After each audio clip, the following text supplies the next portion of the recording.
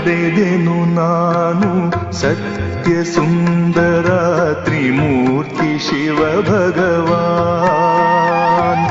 ಪಡೆದೆನು ನಾನು ಸತ್ಯ ಸುಂದರ ತ್ರಿಮೂರ್ತಿ ಶಿವ ಭಗವಾನ್. ಕಂಡೆನು ನಾನು ನಿತ್ಯ ಮಧುರ ತ್ರಿಮೂರ್ತಿ ಶಿವ ಭಗವಾನ್. ಕಂಡೆನು ನಾನು ನಿತ್ಯ ಮಧುರ ತ್ರಿಮೂರ್ತಿ ಶಿವ ಭಗವಾನ್. ತ್ರಿಮೂರ್ತಿ ಶಿವ ಭಗವಾನ್. ಪಡೆದೆನು ನಾನು ಸತ್ಯ ಸುಂದರ ತ್ರಿಮೂರ್ತಿ ಶಿವ ಭಗವಾನ್. ತ್ರಿಮೂರ್ತಿ ಶಿವ ಭಗವಾನ್.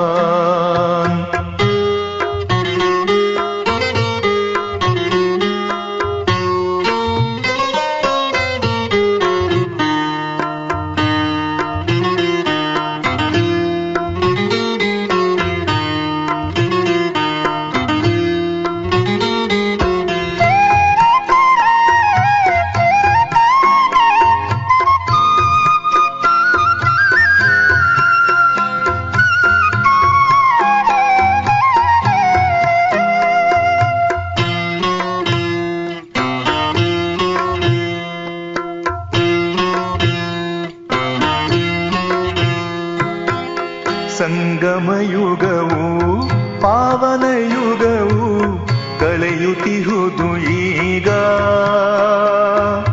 ಮನೋವಿಕಾರವು ಸಂಗಮಯುಗವು ಪಾವನ ಯುಗವು ಕಳೆಯುತ್ತಿಹುದು ಈಗ. ಮನೋವಿಕಾರವು ಜ್ಞಾನವು ನಮಗೆ ಅನುಭವ ವೇದ್ಯವು. ಗೀತ ಜ್ಞಾನವು ನಮಗೆ ಅನುಭವ ವೇದ್ಯವು. ಸಹಜ ರಾಜಯೋಗವು ಸೃಷ್ಟಿ ನವೋದಯವು. ಸಹಜ ರಾಜಯೋಗವು ಸೃಷ್ಟಿ ನವೋದಯವು. ಪಡೆದೆನು ನಾನು ಸತ್ಯ ಸುಂದರ ತ್ರಿಮೂರ್ತಿ ಶಿವ ಭಗವಾನ್. ಪಡೆದೆನು ನಾನು ಸತ್ಯ ಸುಂದರ ತ್ರಿಮೂರ್ತಿ ಶಿವ ಭಗವಾನ್. ತ್ರಿಮೂರ್ತಿ ಶಿವ ಭಗವಾನ್.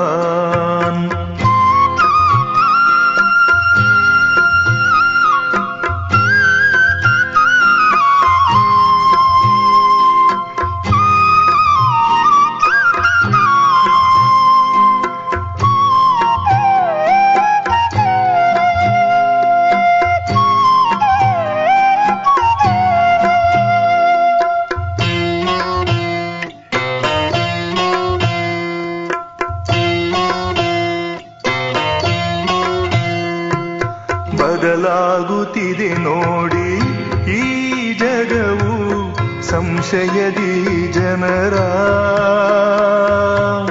ವಿಚಲಿತದ ಮನವು ಬದಲಾಗುತ್ತಿದೆ ನೋಡಿ ಈ ಜಗವು ಸಂಶಯದಿ ಜನರ. ವಿಚಲಿತದ ಮನವು ಸಂತೈಸುತ್ತಿದೆ ಎಮಗೆ ಶಿವನ ಮಧುರ ನಾಮವು.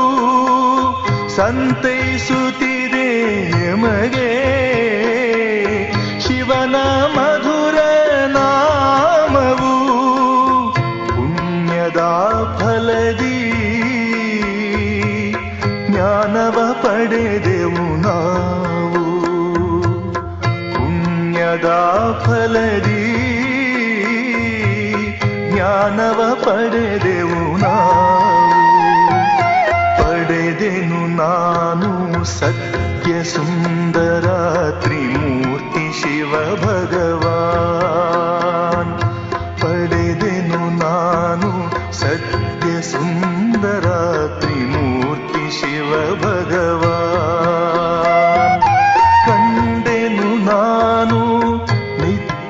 ಮಧುರ ತ್ರಿಮೂರ್ತಿ ಶಿವ ಭಗವಾನ್. ಕಂಡೆನು ನಾನು ನಿತ್ಯ ಮಧುರ ತ್ರಿಮೂರ್ತಿ ಶಿವ ಭಗವಾನ್, ತ್ರಿಮೂರ್ತಿ ಶಿವ ಭಗವಾನ್. ಪಡೆದೆನು ನಾನು ಸತ್ಯ ಸುಂದರ ತ್ರಿಮೂರ್ತಿ ಶಿವ ಭಗವಾನ್, ತ್ರಿಮೂರ್ತಿ ಶಿವ ಭಗವಾನ್, ತ್ರಿಮೂರ್ತಿ ಶಿವ ಭಗವಾನ್, ತ್ರಿಮೂರ್ತಿ ಶಿವ ಭಗವಾನ್.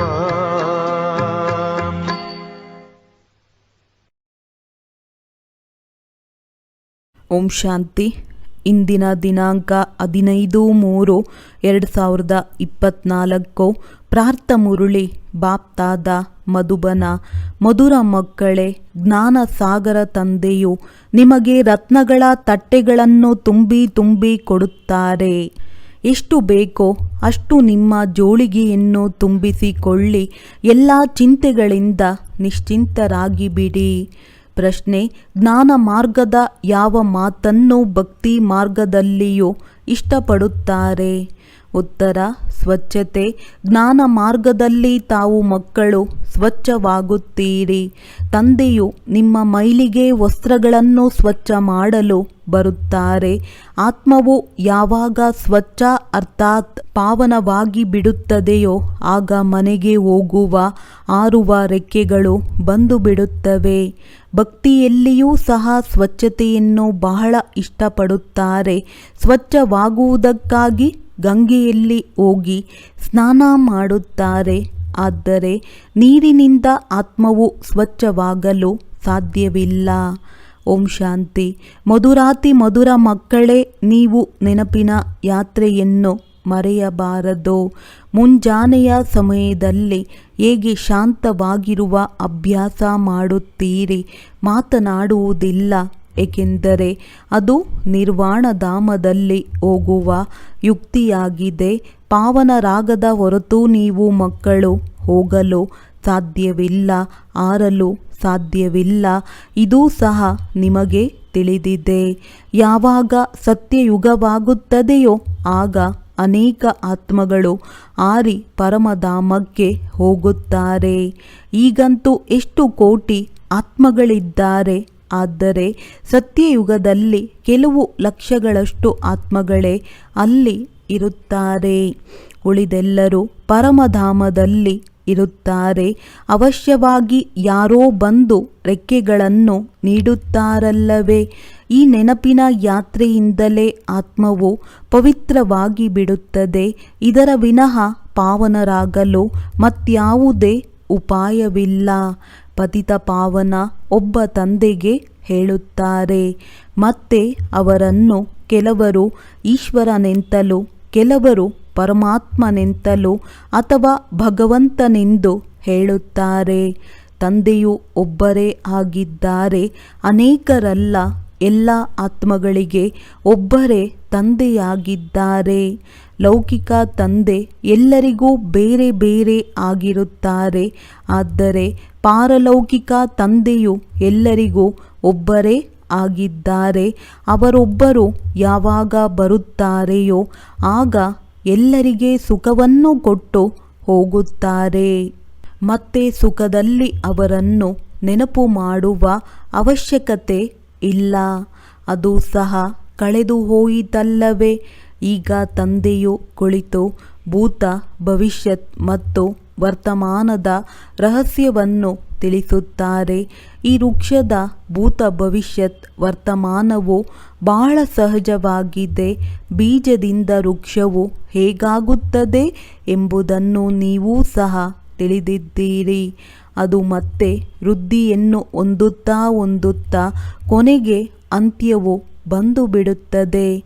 ಇದಕ್ಕೆ ಆದಿ, ಮಧ್ಯ, ಅಂತ್ಯವೆಂದು ಹೇಳಲಾಗುತ್ತದೆ. ಇದು ವಿಭಿನ್ನ ಧರ್ಮಗಳ ವಿಭಿನ್ನ ಲಕ್ಷಣಗಳ ವೃಕ್ಷವಾಗಿದೆ. ಎಲ್ಲರ ಗುಣಲಕ್ಷಣಗಳು ಬೇರೆ ಬೇರೆಯಾಗಿದೆ. ಹೂಗಳನ್ನು ನೋಡುತ್ತೀರಿ. ಎಂತೆಂತಹ ವೃಕ್ಷವೋ ಅಂತಹ ಹೂಗಳು ಬರುತ್ತವೆ, ಹೂಗಳು ಬಿಡುತ್ತವೆ. ಅವೆಲ್ಲ ಹೂಗಳು ಒಂದೇ ರೀತಿ ಇರುತ್ತದೆ. ಆದರೆ ಈ ಮನುಷ್ಯ ಸೃಷ್ಟಿರೂಪಿ ವೃಕ್ಷದಲ್ಲಿ ವಿಭಿನ್ನತೆ ಇದೆ. ಆ ವೃಕ್ಷಗಳಲ್ಲಿ ಪ್ರತಿಯೊಂದು ವೃಕ್ಷದ ಶೋಭೆ ಬೇರೆ ಬೇರೆಯಾಗಿರುತ್ತದೆ. ಹಾಗೆಯೇ ಈ ವೃಕ್ಷಗಳಲ್ಲಿ ಅನೇಕ ಪ್ರಕಾರದ ಶೋಭೆ ಇದೆ. ತಂದೆಯು ತಿಳಿಸುತ್ತಾರೆ, ಶ್ಯಾಮಸುಂದರ, ಇದು ದೇವಿ ದೇವತೆಗಳಿಗಾಗಿ ಗಾಯನವಿದೆ. ಯಾವಾಗ ಅವರು ಸತೋಪ್ರಧಾನರಿಂದ ತಮೋಪ್ರಧಾನರಾಗುತ್ತಾರೋ ಆಗ ಅವರೇ ಸುಂದರರಿಂದ ಶ್ಯಾಮನಾಗುತ್ತಾರೆ. ಹೀಗೆ ಮತ್ಯಾವುದೇ ಧರ್ಮದಲ್ಲಿ ಶ್ಯಾಮ ಮತ್ತು ಸುಂದರರಾಗುವುದಿಲ್ಲ. ಏಕೆಂದರೆ ಇಂತಹ ಧರ್ಮದವರೂ ಇದ್ದಾರೆ. ಪತಿತರಿಗೆ ಪತಿತರೇ ಆಗಿದ್ದಾರೆ. ಅವರ ಮುಖಲಕ್ಷಣಗಳನ್ನು ನೋಡಿ. ಜಪಾನಿಯರ, ಯುರೋಪಿಯನ್ನರ, ಚೀನಿಯರ ಮುಖಲಕ್ಷಣಗಳನ್ನು ನೋಡಿ ಮತ್ತು ಭಾರತೀಯರ ಮುಖಲಕ್ಷಣಗಳನ್ನು ಬದಲಾಗುತ್ತಾ ಹೋಗುತ್ತದೆ. ಭಾರತೀಯರಿಗಾಗಿಯೇ ಶ್ಯಾಮಸುಂದರರೆಂಬ ಗಾಯನವಿದೆ. ಮತ್ಯಾವುದೇ ಧರ್ಮದವರಿಗೆ ಇಲ್ಲ. ಇದು ಮನುಷ್ಯ ಸೃಷ್ಟಿಯ ವೃಕ್ಷವಾಗಿದೆ. ವಿಭಿನ್ನ ಧರ್ಮಗಳಿವೆ. ಅವರೆಲ್ಲರೂ ನಂಬರ್ ವಾರ್ ಹೇಗೆ ಬರುತ್ತಾರೆಂಬ ಜ್ಞಾನವು ನೀವು ಮಕ್ಕಳಿಗೆ ಈಗ ಸಿಗುತ್ತದೆ. ಮತ್ಯಾರೂ ಈ ಮಾತನ್ನು ತಿಳಿಸಲು ಸಾಧ್ಯವಿಲ್ಲ. ಇದು 5000 ವರ್ಷಗಳ ಕಲ್ಪವಾಗಿದೆ. ಇದಕ್ಕೆ ವೃಕ್ಷವೆಂದಾದರೂ ಹೇಳಿ ಅಥವಾ ಪ್ರಪಂಚವೆಂದಾದರೂ ಹೇಳಿ, ಇದರ ಅರ್ಧದಲ್ಲಿ ಭಕ್ತಿ ಇದೆ. ಅದಕ್ಕೆ ರಾವಣ ರಾಜ್ಯವೆಂದು ಹೇಳಲಾಗುತ್ತದೆ. ಪಂಚವಿಕಾರಗಳ ರಾಜ್ಯ ನಡೆಯುತ್ತದೆ. ಕಾಮಚಿತೆಯನ್ನೇರಿ ಪತಿತ ಕಪ್ಪಾಗಿ ಬಿಡುತ್ತಾರೆ. ರಾವಣ ಸಂಪ್ರದಾಯದವರ ಚಲನೆ ಮತ್ತು ದೈವಿ ಸಂಪ್ರದಾಯದವರ ಚಲನೆಯಲ್ಲಿ ರಾತ್ರಿ ಹಗಲಿನ ಅಂತರವಿದೆ. ಮನುಷ್ಯರು ಅವರ ಮಹಿಮೆಯನ್ನು ಆಡುತ್ತಾರೆ. ತಮ್ಮನ್ನು ನೀಚ ಪಾಪಿ ಎಂದು ಹೇಳುತ್ತಾರೆ. ಅನೇಕ ಪ್ರಕಾರದ ಮನುಷ್ಯರು ಇದ್ದಾರೆ. ನೀವು ಭಕ್ತಿಯನ್ನಂತೂ ಬಹಳ ಮಾಡಿದ್ದೀರಿ. ಪುನರ್ಜನ್ಮವನ್ನು ತೆಗೆದುಕೊಳ್ಳುತ್ತಾ ಭಕ್ತಿ ಮಾಡುತ್ತಾ ಬಂದಿದ್ದೀರಿ. ಮೊದಲು ಅವ್ಯಭಿಚಾರಿ ಭಕ್ತಿ ಇರುತ್ತದೆ. ಮೊಟ್ಟಮೊದಲು ಒಬ್ಬರ ಭಕ್ತಿಯನ್ನು ಪ್ರಾರಂಭಿಸುತ್ತಾರೆ. ನಂತರ ಅದು ವ್ಯಭಿಚಾರಿ ಆಗಿಬಿಡುತ್ತದೆ. ಅಂತ್ಯದಲ್ಲಿ ಸಂಪೂರ್ಣ ವ್ಯಭಿಚಾರಿ ಆಗಿಬಿಡುತ್ತಾರೆ. ಆಗ ತಂದೆಯು ಬಂದು ಅವ್ಯಭಿಚಾರಿ ಜ್ಞಾನವನ್ನು ಕೊಡುತ್ತಾರೆ. ಈ ಜ್ಞಾನದಿಂದ ಸದ್ಗತಿಯಾಗುತ್ತದೆ. ಎಲ್ಲಿಯವರೆಗೆ ಇದು ಪೂರ್ಣ ತಿಳಿಯುವುದಿಲ್ಲವೋ ಅಲ್ಲಿಯವರೆಗೂ ಭಕ್ತಿಯ ಅಭಿಮಾನದಲ್ಲಿಯೇ ಇರುತ್ತಾರೆ. ಜ್ಞಾನಸಾಗರ ಒಬ್ಬ ಪರಮಾತ್ಮನೇ ಆಗಿದ್ದಾರೆ ಎಂದು ಯಾರಿಗೂ ತಿಳಿದಿಲ್ಲ. ಭಕ್ತಿಯಲ್ಲಿ ಎಷ್ಟೊಂದು ವೇದಶಾಸ್ತ್ರಗಳನ್ನು ತಿಳಿಸುತ್ತಾರೆ. ಇದೆಲ್ಲ ಭಕ್ತಿಯ ವಿಸ್ತಾರವಾಗಿದೆ. ಭಕ್ತಿಯದು ಶೋಭೆ ಇದೆ. ತಂದೆಯು ತಿಳಿಸುತ್ತಾರೆ, ಇದು ಭೃಗತುಷ್ಟ ಸಮಾನ ಶೋಭೆಯಾಗಿದೆ. ಹೇಗೆ ಮರಳು ದೂರದಿಂದ ನೀರಿನಂತೆ ಕಾಣಿಸುತ್ತದೆ. ಜಿಂಕೆ ಬಾಯಾರಿರುವ ಕಾರಣ ಆ ಮರಳಿನಲ್ಲಿ ಓಡುತ್ತಾ ಸಿಕ್ಕಿ ಹಾಕಿಕೊಳ್ಳುತ್ತದೆ. ಭಕ್ತಿಯು ಹೀಗೆಯೇ. ಅದರಲ್ಲಿ ಎಲ್ಲರೂ ಸಿಕ್ಕಿ ಹಾಕಿಕೊಂಡಿದ್ದಾರೆ. ಆದ್ದರಿಂದ ಹೊರ ತೆಗೆಯುವುದರಲ್ಲಿ ಮಕ್ಕಳಿಗೆ ಶ್ರಮವಾಗುತ್ತದೆ. ಇದರಲ್ಲಿ ವಿಘ್ನಗಳು ಬರುತ್ತವೆ. ಏಕೆಂದರೆ ತಂದೆಯು ಪವಿತ್ರರನ್ನಾಗಿ ಮಾಡುತ್ತಾರೆ. ದ್ರೌಪದಿಯು ಕರೆದಳು, ಇಡೀ ಪ್ರಪಂಚದಲ್ಲಿ ದ್ರೌಪದಿಯರು ಮತ್ತು ದುರ್ಯೋಧನರಿದ್ದಾರೆ ಮತ್ತು ನೀವೆಲ್ಲರೂ ಪಾರ್ವತಿಯರು ಅಮರ ಕಥೆಯನ್ನು ಕೇಳುತ್ತಿದ್ದೀರಿ. ತಂದೆಯು ನಿಮಗೆ ಅಮರ ಲೋಕಕ್ಕಾಗಿ ಅಮರ ಕಥೆಯನ್ನು ತಿಳಿಸುತ್ತಿದ್ದಾರೆಂದು ಹೇಳಬಹುದು. ಇದು ಮೃತ್ಯು ಲೋಕವಾಗಿದೆ. ಇಲ್ಲಿ ಅಕಾಲ ಮೃತ್ಯು ಆಗುತ್ತಿರುತ್ತದೆ. ಕುಳಿತಿದ್ದಂತೆಯೇ ಹೃದಯಾಘಾತ ಆಗಿಬಿಡುತ್ತದೆ. ನೀವು ಆಸ್ಪತ್ರೆಗೆ ಹೋಗಿ ತಿಳಿಸಬಹುದು, ಇಲ್ಲಿ ನಿಮ್ಮ ಆಯಸ್ಸು ಎಷ್ಟು ಕಡಿಮೆ ಇದೆ, ರೋಗಿಗಳಾಗಿ ಬಿಡುತ್ತೀರಿ. ಸತ್ಯಯುಗದಲ್ಲಿ ಕಾಯಿಲೆಗಳು ಇರುವುದೇ ಇಲ್ಲ. ಭಗವಾನುವಾಚ ತಮ್ಮನ್ನು ಆತ್ಮನೆಂದು ತಿಳಿಯಿರಿ. ತಂದೆಯಾದ ನನ್ನನ್ನು ನೆನಪು ಮಾಡಿ ಅನ್ಯರೊಂದಿಗಿನ ಮಮತ್ವವನ್ನು ಕಳೆಯಿರಿ. ಆಗ ನಿಮ್ಮ ವಿಕರ್ಮಗಳು ವಿನಾಶವಾಗುತ್ತದೆ, ಮತ್ತೆಂದು ರೋಗಿಗಳಾಗುವುದಿಲ್ಲ. ಕಾಲವು ಕಬ್ಬಳಿಸುವುದಿಲ್ಲ, ದೀರ್ಘಾಯಸ್ಸು ಇರುತ್ತದೆ. ಈ ದೇವತೆಗಳ ಆಯಸ್ಸು ದೀರ್ಘವಾಯಿತಲ್ಲವೇ? ಅಂದ ಮೇಲೆ ಅಂಥವರು ಎಲ್ಲಿಗೆ ಹೋದರು? ಪುನರ್ಜನ್ಮವನ್ನು ತೆಗೆದುಕೊಳ್ಳುತ್ತಾ ಆಯಸ್ಸು ಕಡಿಮೆಯಾಗಿ ಬಿಡುತ್ತದೆ. ಇದು ಸುಖ ದುಃಖದ ಆಟವಾಗಿದೆ. ಇದನ್ನು ಯಾರೂ ತಿಳಿದುಕೊಂಡಿಲ್ಲ. ಎಷ್ಟೊಂದು ಮೇಳಗಳಾಗುತ್ತವೆ. ಕುಂಭಮೇಳದಲ್ಲಿ ಅನೇಕರು ಸ್ನಾನ ಮಾಡಲು ಹೋಗಿ ಒಂದೆಡೆ ಸೇರುತ್ತಾರೆ, ಆದರೆ ಅದರಿಂದೇನೂ ಲಾಭವಿಲ್ಲ. ಪ್ರತಿನಿತ್ಯವೂ ನೀವು ಸ್ನಾನ ಮಾಡುತ್ತೀರಿ ಅಂದಾಗ ನೀರು ಎಲ್ಲ ಕಡೆ ಸಾಗರದಿಂದಲೇ ಬರುತ್ತದೆ. ಎಲ್ಲದಕ್ಕಿಂತ ಒಳ್ಳೆಯ ನೀರು ಬಾವಿಯದ್ದಾಗಿರುತ್ತದೆ. ನದಿಗಳಲ್ಲಂತೂ ಕಸ ಬೀಳುತ್ತಿರುತ್ತದೆ. ಬಾವಿಯ ನೀರು ಸ್ವಾಭಾವಿಕವಾಗಿ ಶುದ್ಧವಾಗಿರುತ್ತದೆ. ಆದ್ದರಿಂದ ಅಂತಹ ನೀರಿನ ಸ್ನಾನ ಮಾಡುವುದು ಬಹಳ ಚೆನ್ನಾಗಿರುತ್ತದೆ. ಭಕ್ತಿ ಮಾರ್ಗದಲ್ಲಿಯೂ ಸ್ವಚ್ಛತೆಯನ್ನು ಇಷ್ಟಪಡುತ್ತಾರೆ. ಬಂದು ನಮ್ಮನ್ನು ಸ್ವಚ್ಛ ಮಾಡಿ ಎಂದು ಪರಮಾತ್ಮನನ್ನು ಕರೆಯುತ್ತಾರೆ.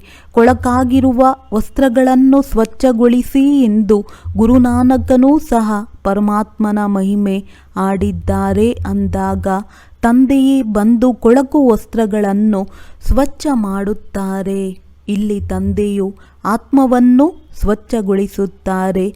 ಆದರೆ ಕೆಲವರು ಆತ್ಮವು ನಿರ್ಲೇಪವೆಂದು ತಿಳಿಯುತ್ತಾರೆ. ತಂದೆಯು ತಿಳಿಸುತ್ತಾರೆ, ಇದು ರಾವಣ ರಾಜ್ಯವಾಗಿದೆ.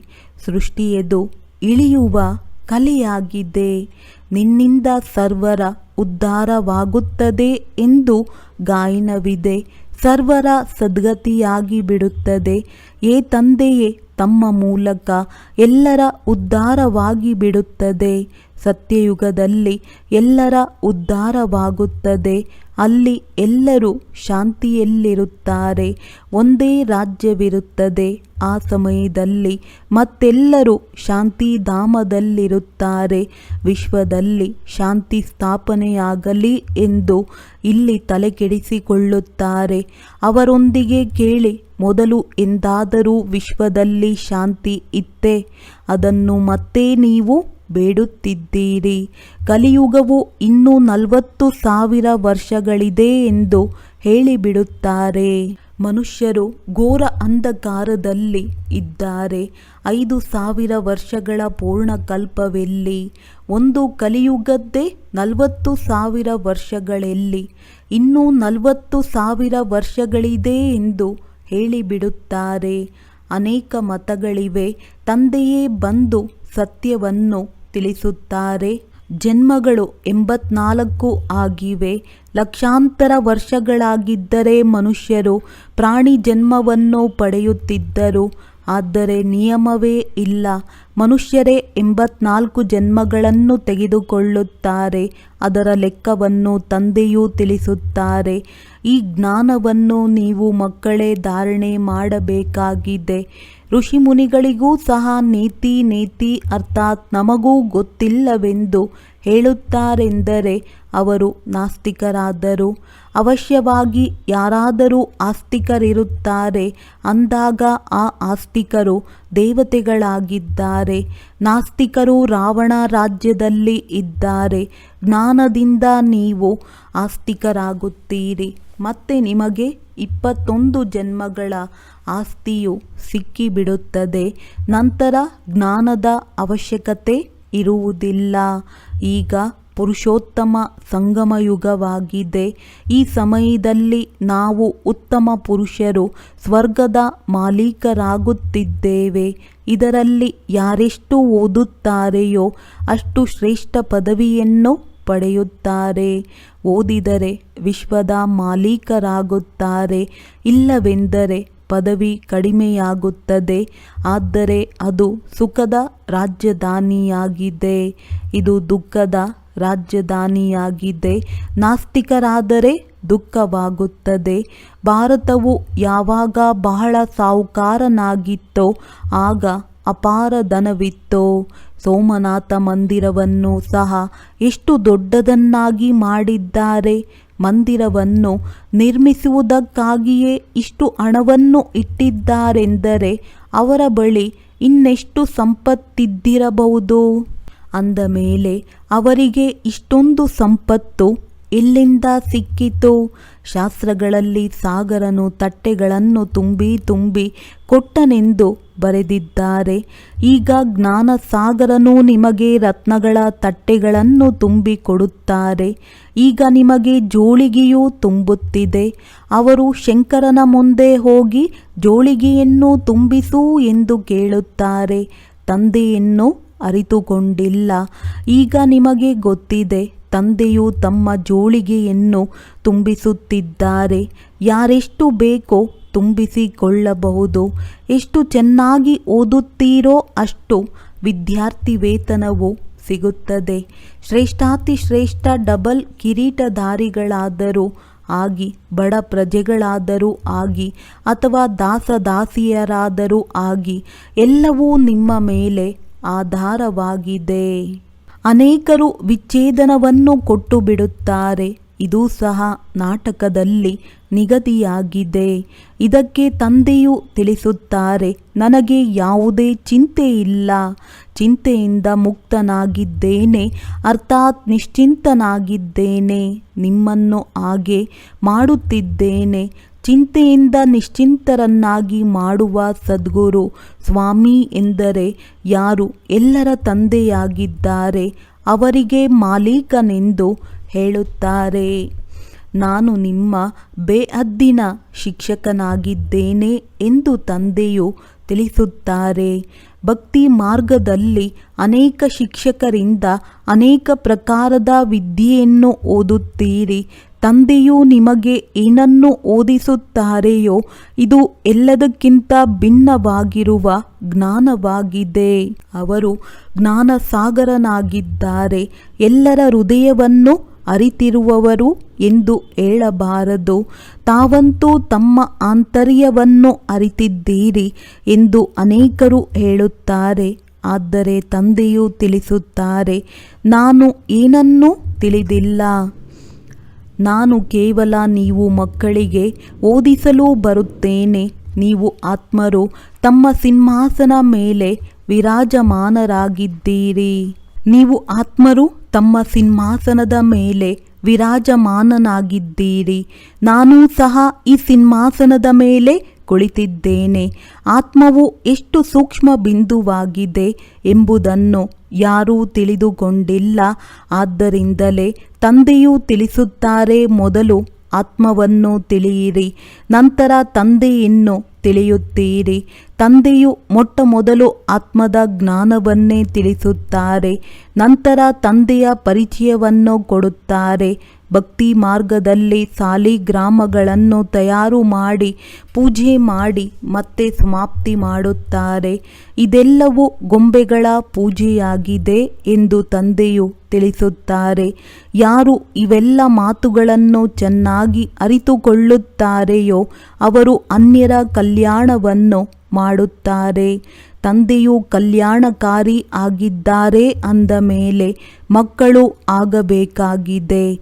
ಕೆಲವರಂತೂ ಅನ್ಯರನ್ನು ಕೆಸರಿನಿಂದ ಹೊರ ತೆಗೆಯುತ್ತಾ ತಾವೇ ಸಿಕ್ಕಿಕೊಂಡು ಸಾಯುತ್ತಾರೆ, ಅಪವಿತ್ರರಾಗಿ ಬಿಡುತ್ತಾರೆ, ಮಾಡಿಕೊಂಡಿರುವ ಸಂಪಾದನೆಯನ್ನು ಕಳೆದುಕೊಳ್ಳುತ್ತಾರೆ. ಆದ್ದರಿಂದ ತಂದೆಯು ತಿಳಿಸುತ್ತಾರೆ, ಮಕ್ಕಳೇ ಎಚ್ಚರಿಕೆಯಿಂದ ಇರಿ. ಕಾಮಚಿತೆಯ ಮೇಲೆ ಕುಳಿತುಕೊಳ್ಳುವುದರಿಂದಲೇ ನೀವು ಕಪ್ಪಾಗಿ ಬಿಟ್ಟಿದ್ದೀರಿ. ತಾವು ಹೇಳುತ್ತೀರಿ, ನಾವು ಸುಂದರರಾಗಿದ್ದೆವು, ನಾವೇ ಕಪ್ಪಾದೆವು, ನಾವೇ ದೇವತೆಗಳಾಗಿದ್ದೆವು, ಮತ್ತೆ ನಾವೇ ಕೆಳಗೆ ಇಳಿದೆವು. ಇಲ್ಲವಾದರೆ 84 ಜನ್ಮಗಳನ್ನು ಯಾರು ತೆಗೆದುಕೊಳ್ಳುತ್ತಾರೆ? ಈ ಲೆಕ್ಕವನ್ನು ತಂದೆಯು ತಿಳಿಸುತ್ತಾರೆ. ಮಕ್ಕಳು ಬಹಳ ಶ್ರಮ ಪಡಬೇಕಾಗುತ್ತದೆ. ಅರ್ಧಕಲ್ಪದಿಂದ ಯಾವ ವಿಷಯ ಸಾಗರದಲ್ಲಿ ಬಿದ್ದಿದ್ದಾರೆ ಅದರಿಂದ ಹೊರ ತೆಗೆಯುವುದು ಚಿಕ್ಕಮ್ಮನ ಮನೆಯಂತಲ್ಲ. ಒಂದು ವೇಳೆ ಯಾರಾದರೂ ಸ್ವಲ್ಪ ಜ್ಞಾನವನ್ನು ಪಡೆದರೂ ಸಹ ಅದರ ವಿನಾಶವಾಗುವುದಿಲ್ಲ. ಈ ಕಥೆಯೇ ಸತ್ಯನಾರಾಯಣನ ಕಥೆಯಾಗಿದೆ. ಮತ್ತೆ ಪ್ರಜೆಗಳು ಆಗುತ್ತಾರೆ. ಸ್ವಲ್ಪ ತಿಳಿದುಕೊಂಡು ಹೊರಟು ಹೋಗುತ್ತಾರೆಂದರೆ ಅವರು ಮತ್ತೆ ಬಂದು ತಿಳಿದುಕೊಳ್ಳಲು ಬಹುದು. ಮುಂದೆ ಹೋದಂತೆ ಮನುಷ್ಯರಲ್ಲಿ ವೈರಾಗ್ಯವೂ ಬರುತ್ತದೆ. ಹೇಗೆ ಸ್ಮಶಾನದಲ್ಲಿ ವೈರಾಗ್ಯ ಬರುತ್ತದೆ, ಮತ್ತೆ ಹೊರಗೆ ಬಂದಾಗ ಅದು ಸಮಾಪ್ತಿಯಾಗುತ್ತದೆ.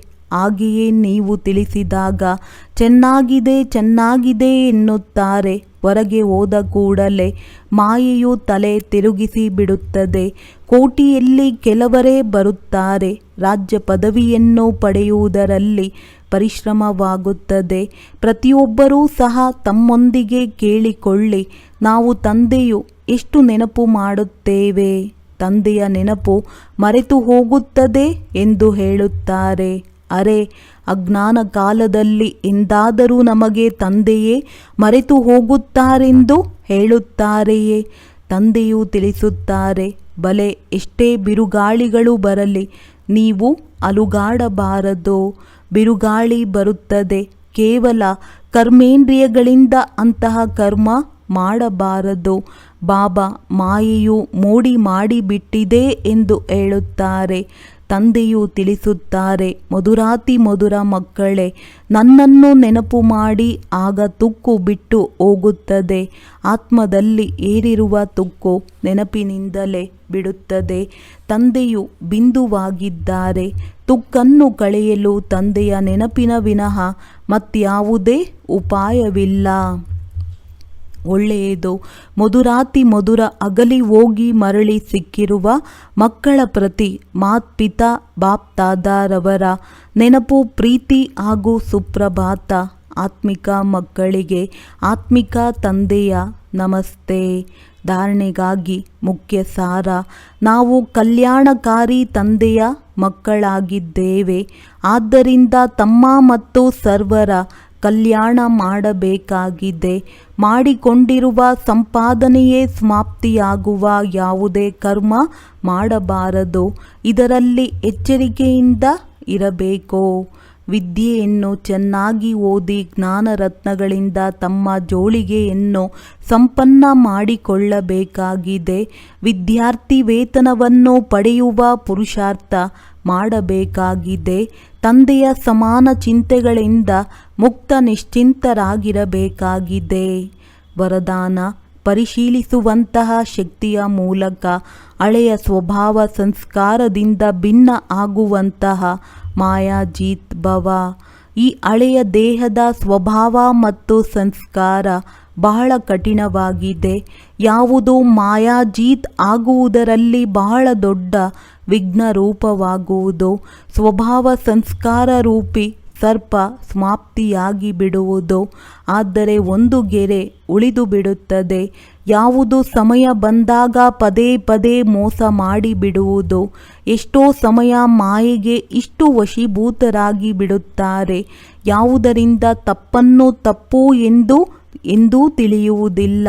ಪರವಶವಾಗಿ ಬಿಡುತ್ತಾರೆ.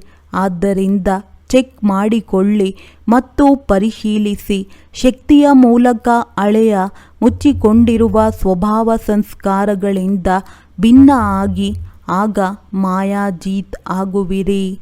ಸ್ಲೋಗನ್: ನನ್ನತನದ ಅನೇಕ ಸಂಬಂಧಗಳನ್ನು ಸಮಾಪ್ತಿ ಮಾಡುವುದೇ ಫರಿಷ್ಠೆಯಾಗುವುದಾಗಿದೆ. ಒಳ್ಳೆಯದು. ಓಂ ಶಾಂತಿ.